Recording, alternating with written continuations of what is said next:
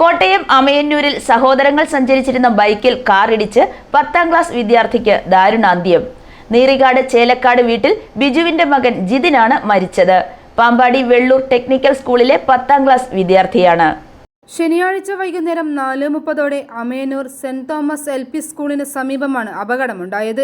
ജിതിനും സഹോദരൻ ജിബിനും മുടിവെട്ടുന്നതിനായി മണർക്കാട് ഭാഗത്തേക്ക് പോകുമ്പോഴാണ് അപകടം. മോനിപ്പള്ളി സ്വദേശികളാണ് കാറിൽ സഞ്ചരിച്ചിരുന്നത്. കാർ ബൈക്കിലിടിച്ചതിനെ തുടർന്ന് ഗുരുതരമായി പരിക്കേറ്റ ജിതിനെ ഉടൻ തന്നെ കോട്ടയം മെഡിക്കൽ കോളേജ് ആശുപത്രിയിലേക്ക് കൊണ്ടുപോയെങ്കിലും വഴിമധ്യേ മരണം സംഭവിച്ചു.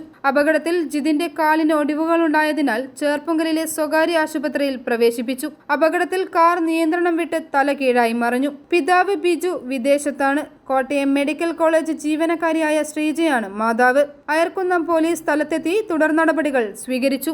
i4u news, Ettumanoor.